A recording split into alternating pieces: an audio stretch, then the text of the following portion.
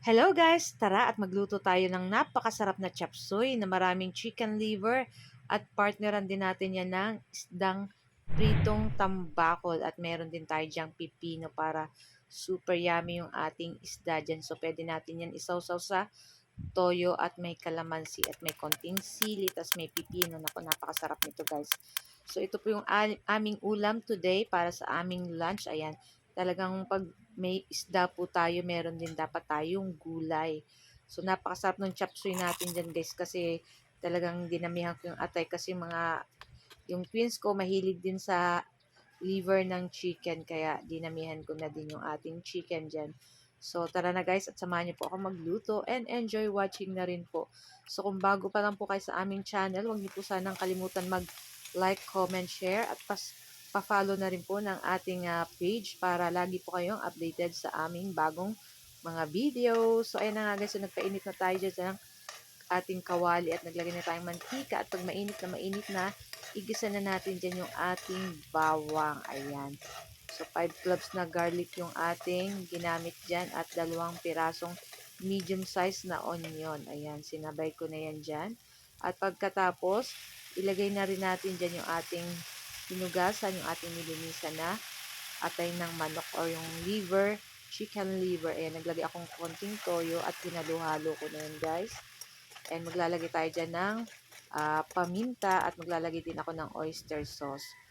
So na nga at maglagay na tayo dyan ng paminta. Ayan. Tapos naglagay ako ng oyster sauce para yummy yung ating chop suey na maraming liver. At naglagay na rin pala ako dyan ng asin at konting sugar. Ayan. Para manamis-namis ng konti yung ating chop suey. Ayan. Pero pwede nyo naman pong skip kung ayaw nyo pong matamis-tamis. Pwede nyo pong hindi nalagyan ng sugar.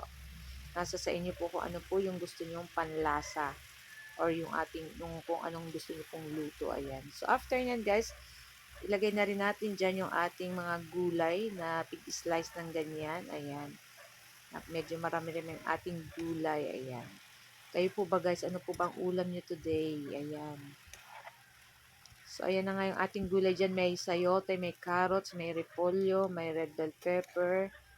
Ayan, talagang maraming gulay, mas masarap. So, ayan na nga at maglalagay tayo ng tubig dyan na konti para may sabaw-sabaw ng konti yung ating chop suey. Ayan, pwede nyo rin po yan lahukan ng pork or squid balls. Kahit ano po ang pwede nyong ihalo dito sa ating chop suey. Ayan. So, konting minuto lang yan guys. Luto na rin. After niya, naglagay ako ng konting cornstarch na inano ko sa tubig para maglapot-lapot ng konti yung ating chop suey dyan. So, ayan na nga at papatay na rin natin dyan guys yung ating apoy at luto na rin to para hindi ma-overcook yung ating mga gulay para pagkain natin ng ating repolyo, ng ating cabbage, ng carrot, medyo crunchy-crunchy pa din siya. So, yan na nga at luto na yan. Ayan. So, pwede na natin yan i-transfer sa ating mangkok.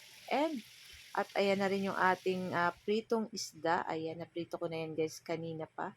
At naglagay lang ko ng pipino kasi may pipino ako sa rep para hindi sayang. Syempre, dapat kainin natin. So, guys, ito lang po ang aming video today. At sana po ay nag-enjoy kayo. Naku, napakasarap ng ganitong ulam, guys. Ayan, talagang may isda at may gulay ka pa. At may atay pa, o, diba? So, guys, ito lang po. At sana po ay nag-enjoy kayo ng aming video. Ayan. Pa-like, comment, share na rin po ng ating video. Ayan, happy lunchtime everyone. Thank you for watching. See you next video again. Ciao!